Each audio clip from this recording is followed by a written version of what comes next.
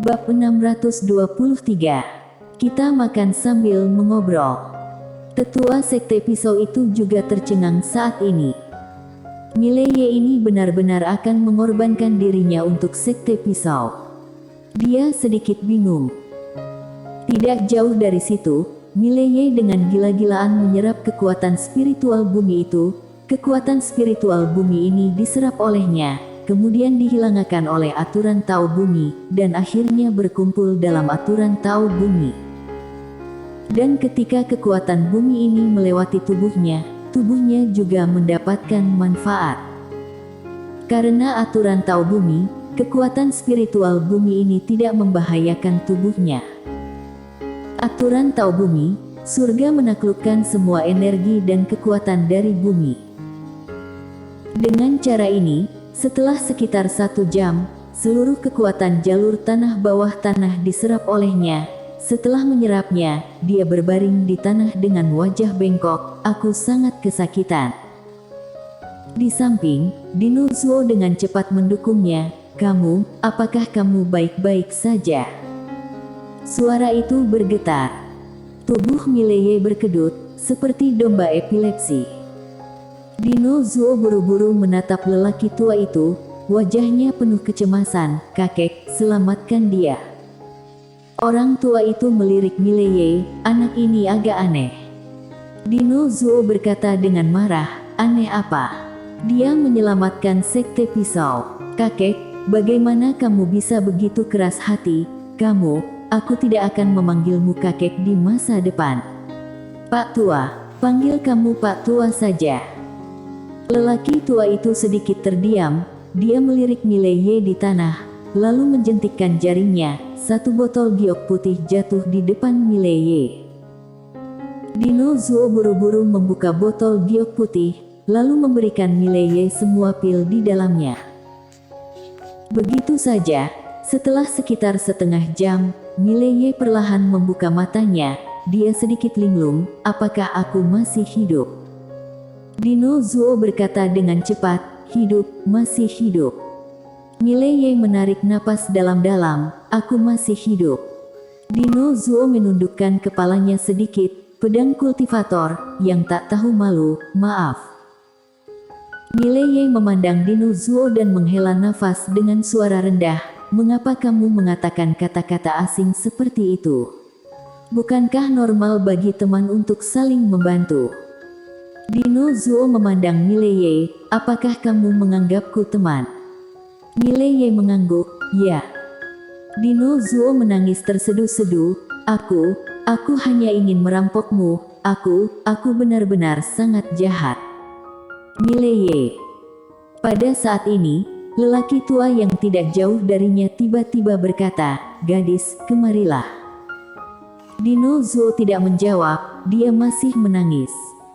Orang tua itu berkata dengan nada berat, kemarilah. Dino Zuo sedikit tidak puas, aku sedang sedih. Lelaki tua itu menggelengkan kepalanya dan menghela nafas, lalu dia menatap Mileye, penguasa kota Ye, sejauh yang aku tahu, Yang Mulia akan pergi ke kota Shenwu kamu secara pribadi, jika kamu tidak kembali, kota Shenwu kamu akan diratakan orang. Mendengar itu, wajah Mileye berubah, dia hampir lupa. Gadis kecil kerajaan dewa itu ingin kota Shenwu menyerah. Mileye segera bangkit, lalu menatap Dino Zuo. Dino Zuo, aku harus kembali dulu, kita akan bertemu nanti. Setelah dia selesai berbicara, dia menghilang langsung di ujung langit di kejauhan. Dino Zuo tercengang, langsung hilang. Tidak jauh, lelaki tua itu berkata, gadis, menjauhlah dari anak ini di masa depan. Anak ini pada pandangan pertama bukanlah orang yang serius. Dino Zuo melirik lelaki tua itu dengan tidak puas. Kakek, mengapa kamu mengatakan itu? Kamu benar-benar jahat. Setelah selesai berbicara, dia berbalik dan pergi sambil memegang pisau api ilahi. Pria tua. Di antara awan, Mileye terbang dengan pedangnya. Kembali ke kota Shenwu. Pada saat ini, hatinya berat. Gadis kecil di kerajaan dewa ingin kota Shenwu menyerah, dan setelah menyerah, seluruh kota Shenwu akan mematuhi perintah pihak lain. Dia tidak menyukainya. Namun, dia tahu betul bahwa kota Shenwu saat ini tidak bisa menahan gadis kecil itu sama sekali. Bagaimana ini? Duka. Mileye memikirkannya untuk waktu yang lama, dan akhirnya, dia memutuskan untuk berbicara masuk akal. Pastikan untuk saling berargumentasi. Memikirkan hal ini, Mileye berakselerasi. Semakin banyak kekuatan dari kerajaan dewa memasuki 3 dunia tandus, dan kekuatan ini langsung membelah dunia tandus menjadi 3 bagian, tetapi tidak ada pembantaian. Tentu saja, banyak kekuatan lokal memiliki pengaruh yang besar. Dan sekarang, karena kekuatan kerajaan dewa, tidak ada yang melawan. Adapun aliansi Ordo dan tentara Shinto, keluarga Tang dan klan siluman, semuanya kabur ke Laut Mitian. Laut Mitian tidak terbatas dan terdapat banyak pulau yang mudah dipertahankan dan sulit untuk diserang, apalagi sebagian besar pasukan kerajaan dewa menjaga berbagai tempat. Oleh karena itu pasukan seperti aliansi Ordo belum sepenuhnya dimusnahkan. Selain itu, ada orang asing.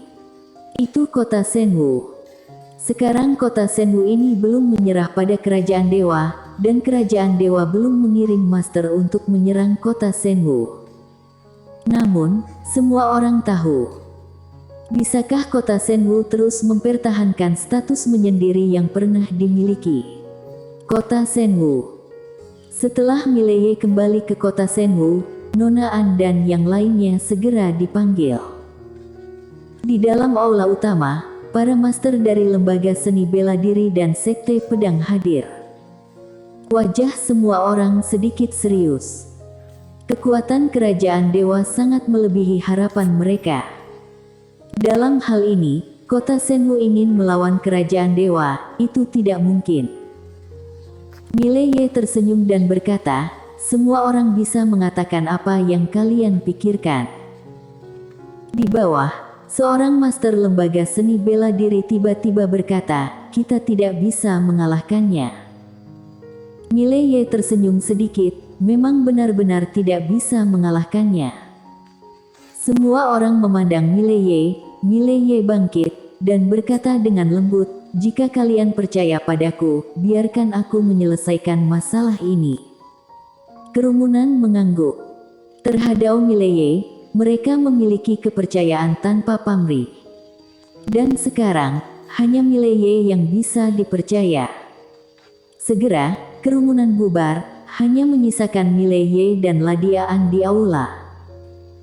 Ladiaan berjalan ke Mileye dan berkata dengan lembut, apa yang akan kamu lakukan? Mileye melihat keluar aula di kejauhan dan berkata sambil tersenyum, apalagi yang bisa aku lakukan? Ladiaan berkata dengan nada berat, kekuatan kita terlalu jauh dari mereka. Mileye mengangguk, aku tahu. Ladiaan melirik Mileye, kamu yang memutuskan saja. Setelah berbicara, dia berbalik dan pergi. Hanya Mileye yang tersisa di aula. Mileye tinggal di aula selama 1 jam, dan selama jam ini, tidak ada yang tahu apa yang dilakukan Mileye. Di luar aula utama, Mileye berdiri dengan tenang. Pada saat ini, seorang gadis kecil datang ke gerbang kota Shenwu. Orang ini adalah guru kerajaan dewa. Gadis kecil itu mengenakan gaun hitam kecil hari ini, dengan pedang panjang di pinggangnya, dan rambut hitamnya disanggul oleh pita ungu. Dia terlihat sangat keren. 100 meter di belakang gadis kecil itu, 10 pria berpakaian hitam berdiri. 10 pria berpakaian hitam semuanya mengenakan topeng kasa hitam di kepala mereka dan pisau panjang di pinggang mereka. Dan di depan ke-10 orang tersebut juga ada seorang pemuda yang tertutup matanya. Pria itu tampak berusia 30-an, berpakaian hitam, dan memegang pedang panjang bersarung di tangannya. Di kejauhan, gadis kecil itu berjalan menuju kota. Pemuda yang tertutup matanya dan ke-10 orang itu hendak mengikuti, tetapi gadis kecil itu mengangkat tangan kanannya, dan ke-11 orang itu segera mundur. Segera, gadis kecil itu datang ke kota. Jalan-jalan di kota masih sangat ramai, karena hanya sedikit orang yang mengenal gadis kecil itu. Gadis kecil itu berjalan maju perlahan, dan di sepanjang jalan, orang-orang di kedua sisi jalan sesekali akan melihat gadis kecil itu. Gadis kecil itu mengabaikan tatapan semua orang dan terus berjalan ke depan. Pada saat ini, seorang pria tiba-tiba berjalan ke arah gadis kecil itu. Dia memandang gadis kecil itu dan tersenyum, "Adik perempuan, kamu terlihat seperti baru saja datang ke kota Senwu." Gadis kecil itu mengangguk. Melihat ini, mata pria itu berbinar, dan dia dengan cepat berkata, "Ada banyak orang jahat di kota Senwu ini, kamu harus berhati-hati." Gadis kecil itu mengangguk, "Oke." Pria itu hendak berbicara ketika gadis kecil itu tiba-tiba berkata, "Tidak mudah untuk hidup, pergilah." Mendengar itu, pria itu sedikit terkejut. Saat berikutnya, dia menatap gadis kecil itu dalam-dalam, lalu berbalik dan pergi dengan cepat. Gadis kecil itu berbisik, "Periksa, jika melakukan terlalu banyak hal jahat, jangan biarkan dia hidup." Dalam kegelapan, seseorang diam-diam mundur. Gadis kecil itu terus bergerak maju, dan setelah beberapa saat, dia sampai di kaki Gunung Sekte Pedang, dan di sana, berdiri seorang pria. Pria ini persis Mileye. Wanita itu menatap Mileye, dan Mileye tersenyum, "Selamat datang di Sekte Pedang." Gadis kecil itu memandang Mileye, "Hidup dan matinya kota Senwu tergantung pikiranmu." Mileye berpikir sejenak, lalu berjalan ke arah gadis kecil itu. Dia tersenyum dan berkata, "Jangan membicarakan hal-hal yang tidak menyenangkan ini dulu, ayolah. Aku sudah membuat beberapa hidangan, kita akan mengobrol sambil makan." Setelah dia selesai berbicara, dia melambaikan tangan kanannya, dan sebuah meja giok muncul di depan mereka berdua. Ada lebih dari selusin hidangan di atas meja. Bersambung. Bab 624. Hati tiada kerumitan pikiran, satu pedang membantai surga. Gadis kecil itu tidak menolak, dia duduk di depan Mileye, dia melirik piring di atas meja, "Apakah kamu yang memasaknya?" Mileye mengangguk, "Ya." Gadis kecil itu mengangguk sedikit dan hendak menggerakkan sumpitnya ketika Lili tiba-tiba muncul di sebelah Mileye. Dia melirik gadis kecil itu, lalu ke Mileye, "Aku juga ingin makan." Mileye tertawa, "Oke, ayo makan bersama." Lili menyeringai, lalu mengambil sumpit dan hendak mengambilnya. Mileye tiba-tiba berkata, "Biarkan tamu ambil dulu." Lili membuat "Oh", lalu menatap gadis kecil itu, "Yang berarti kamu harus cepat." Gadis kecil itu melirik Lili, "Roh sumber energi khusus, kemungkinan tak terbatas di masa depan." Lili bertanya, "Apa artinya akan menjadi luar biasa?" Gadis kecil itu mengangguk. Lili dengan cepat bertanya lagi, "Seberapa kuat itu?" Gadis kecil itu memandang Lili, "Ikuti aku, kamu akan sangat kuat, ikuti dia, pencapaianmu terbatas." Mileye tersenyum sedikit dan tidak berbicara. Dia sedikit terkejut, karena dia tidak menyangka gadis kecil ini akan sangat menghargai Lili. Lili menggelengkan kepalanya, "Tidak mau ikut denganmu." Gadis kecil itu mengangguk tanpa bertanya mengapa. Dia tidak pernah memaksakan apapun. Sama seperti harta Mileye, jika harta itu tidak memilih untuk bersamanya, dia tidak akan memaksanya. "Jika memang milikku, itu pasti akan menjadi milikku, bukan milikku, berikan padaku juga akan kutolak." Gadis kecil itu mengambil sumpit, mengambil jamur kecil dan memasukkannya ke dalam mulutnya. Setelah beberapa saat, dia sedikit mengangguk, enak. Melihat gadis kecil itu menggerakkan sumpitnya, Lily dengan cepat menggerakkan sumpitnya. Mileye sangat pandai memasak. Setelah beberapa saat, gadis kecil itu berkata, alam semesta keos, tidak ada kekuatan selain kerajaan dewa yang bisa transenden. Akademi Konfusianisme tidak bisa, Akademi Penelitian Militer tidak bisa, keluarga Zongheng tidak bisa, kota Shenwu kamu, apalagi. Berbicara tentang ini, dia melirik Mileye, alam semesta keos, harus ada persatuan, kesatuan dalam arti yang sebenarnya. Mileye berkata dengan nada berat, kamu adalah kultivator pedang, dan aku merasa kamu tidak terlalu terobsesi dengan kekuasaan. Mengapa kamu ingin menyatukan alam semesta keos? Gadis kecil itu bertanya balik, bukankah bagus untuk menyatukan alam semesta keos? Mileye tersenyum, aku hanya ingin tahu.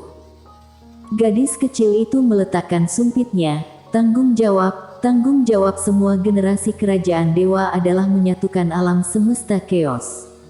Aku menjadi guru kerajaan dewa, itu tanggung jawabku. Omong-omong, dia menatap Mileye, apakah kamu tahu mengapa 3 dunia tandus di pihakmu masih kalah biarpun maju bersama? Mileye berkata dengan nada berat, kekuatan kami tidak sebaik dirimu. Gadis kecil itu menggelengkan kepalanya, tidak juga. Alasan sebenarnya adalah kamu tidak memiliki rasa memiliki. Ketiga dunia tandus bertanggung jawab atas urusan mereka sendiri. Di hatimu, hanya ada kepentingan, dan bertindak untuk kepentingan sendiri. Di tempat kalian ini, kepentingan adalah yang tertinggi. Sama sekali tidak ada prinsip negara. Semua orang hanya mementingkan kepentingan. Demi kepentingan, kamu bisa mengkhianati semua orang. Kamu hanya akan berjuang untuk dirimu sendiri, dan sekali itu tidak baik untuk dirimu sendiri, kamu akan segera berubah pikiran, menjadi berantakan, atau bahkan saling bertentangan. Berbicara tentang ini, dia memandang Mileye, kami adalah untuk keuntungan, tetapi juga untuk keyakinan. Dan kalian, tidak ada keyakinan. Mileye terdiam. Seperti yang dikatakan gadis kecil itu, orang-orang di pihak mereka semuanya mandiri dan tidak memiliki konsep keluarga dan negara sama sekali. Banyak orang bahkan tidak tahu apa yang mereka perjuangkan. Tentu saja, lebih banyak orang berjuang untuk diri mereka sendiri, dan mereka yang pergi hanya ingin mendapatkan keuntungan. Dalam situasi seperti ini, bagaimana menghadapi kerajaan dewa ini? Meskipun kota Shenwu bersatu, kekuatannya terlalu berbeda. Gadis kecil itu bangkit, dia menatap Mileye, kamu adalah kultivator pedang, kamu sombong, kamu tidak takut pada kerajaan dewa. Tetapi, pernahkah kamu memikirkannya, kamu adalah penguasa kota Shenwu, dalam satu pemikiran, kamu memutuskan kehidupan dan kematian di kota Shenwu yang tak terhitung jumlahnya.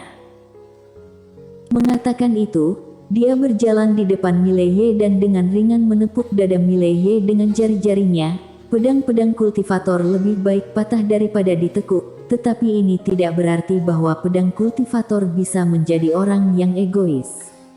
Jika kamu sendirian, tentu saja kamu bisa, tetapi kamu tidak sendirian, apakah kamu mengerti? Mileye tersenyum dan berkata, sebenarnya, kamu bisa menghancurkan kota Shenwu secara langsung. Mengapa kamu begitu sabar denganku? Gadis kecil itu tidak menjawab, dia duduk dan berkata, kamu bisa memberitahuku jawabanmu sekarang.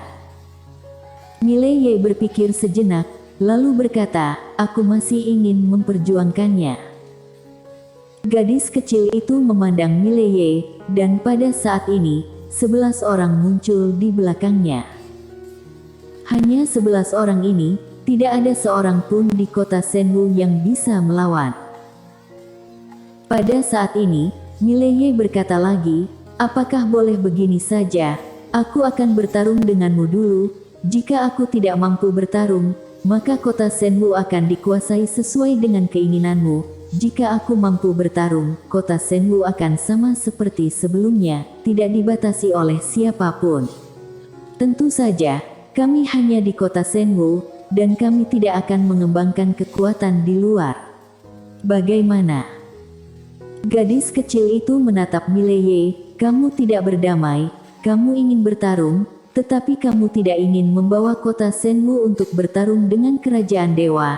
Jadi, apakah kamu ingin bertarung dengan kerajaan dewa atas nama sendiri? Mileye mengangguk. Gadis kecil itu berkata, permintaan yang kamu buat ini baik untukmu, tidak terlalu baik untukku, jadi aku harus mengajukan permintaan. Mileye berkata, kamu bisa mengatakannya. Gadis kecil itu berkata, tidak peduli apa hasil akhirnya, kamu harus melakukan satu hal untukku. Setelah hening sejenak, Mileye mengangguk, ya.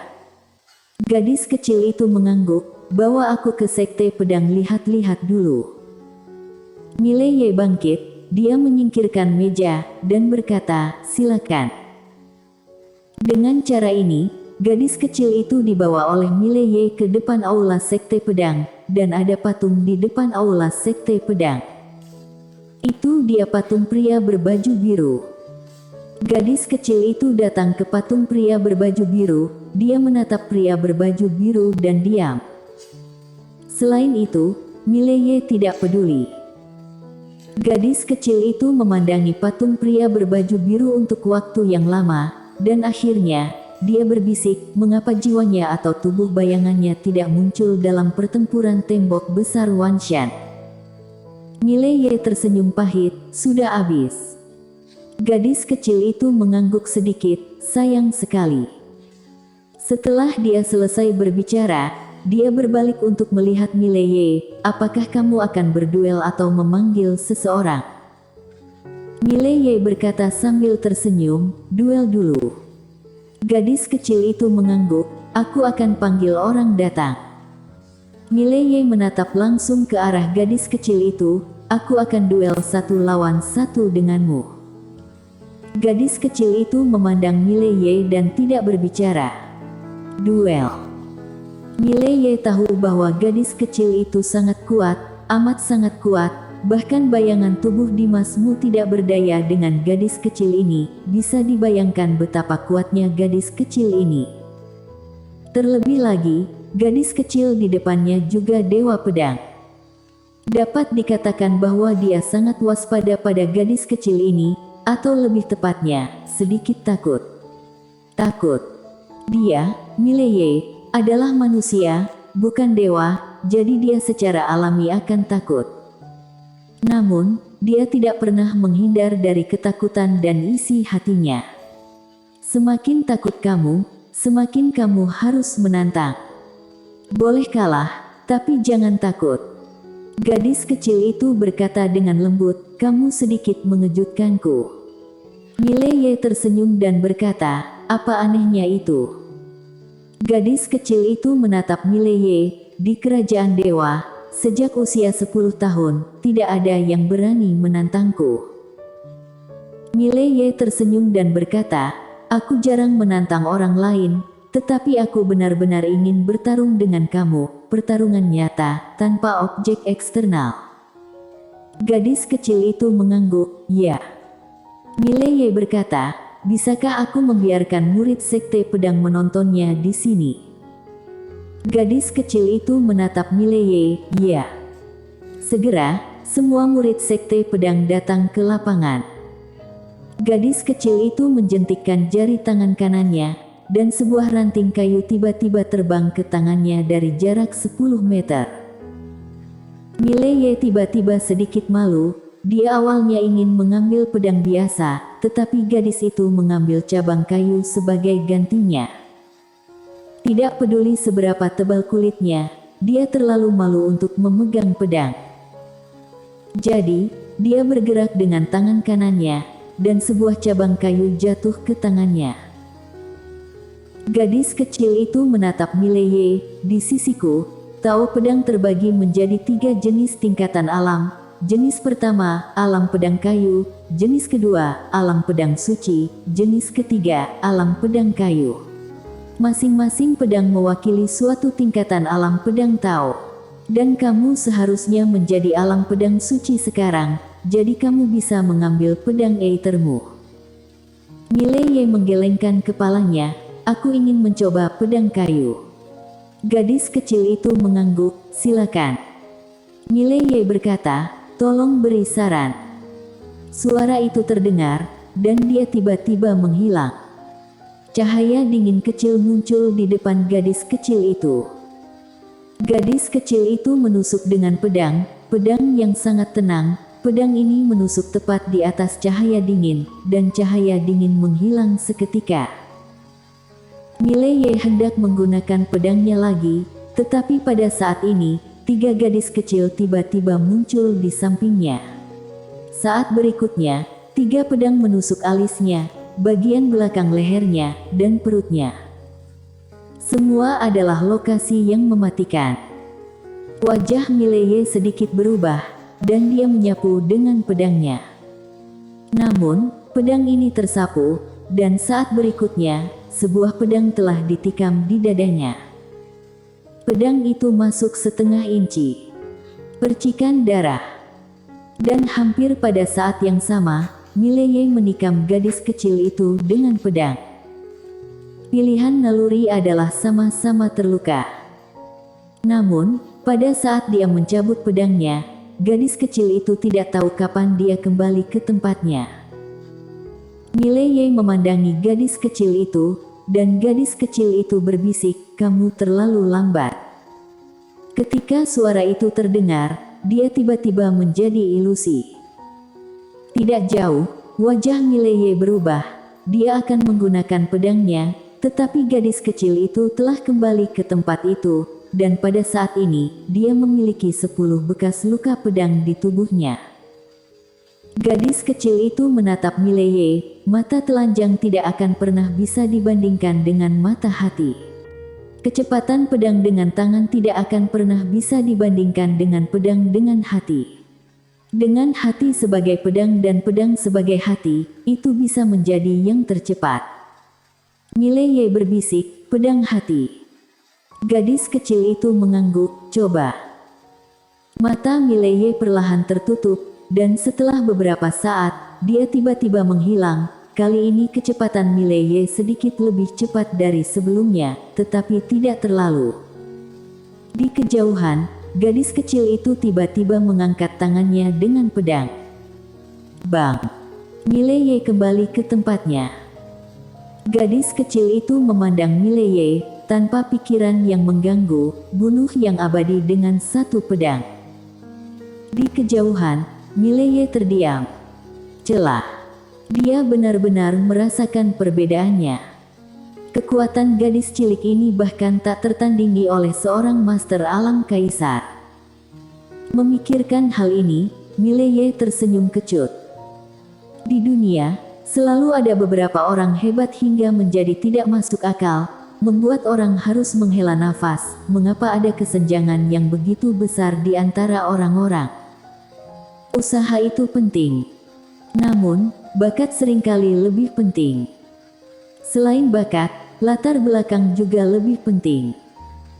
Hal yang paling menakutkan adalah orang yang terlahir dengan latar belakang yang baik, memiliki bakat yang luar biasa, tetapi juga bekerja lebih keras daripada orang biasa. Mileye menatap gadis kecil itu, aku tidak bisa mengalahkanmu. Mengaku kalah. Apa yang paling ditakuti orang bukanlah kekalahan, tetapi tidak bisa menerima kekalahan. Dan saat ini, dia menyesal tidak belajar tahu pedang dari wanita bergaun polos saat wanita bergaun polos ada. Dan sekarang, bahkan jika ingin belajar, dia tidak dapat menemukan siapapun. Dia hanya dapat mencari tahu sendiri. Dan tepat ketika Mileye mengucapkan kalimat, aku tidak bisa mengalahkanmu, dia tiba-tiba merasakan seluruh tubuhnya kendur, dan dia merasa lebih santai dari sebelumnya. Dia, Mileye, tidak ingin kalah dari siapapun sesama generasi muda, dan terhadap gadis kecil ini, dia tidak ingin kalah dari pihak lain. Dari lubuk hatinya, karena dari kota Kinceng hingga sekarang, dia pada dasarnya tidak pernah kalah dari siapapun di generasi muda. Namun, seperti yang diketahui semua orang, ini sudah menjadi obsesi. Banyak hal, semakin kamu bersikeras, semakin kamu tidak bisa dan semakin terobsesi, semakin kamu kalah. Mengakui kekalahan. Lepaskan saja obsesi. Begitu obsesinya diturunkan, hati secara alami akan menjadi ringan, hati ringan maka menjadi pedang akan cepat. Mileye tiba-tiba menatap gadis kecil itu, satu pertarungan lagi. Bersambung.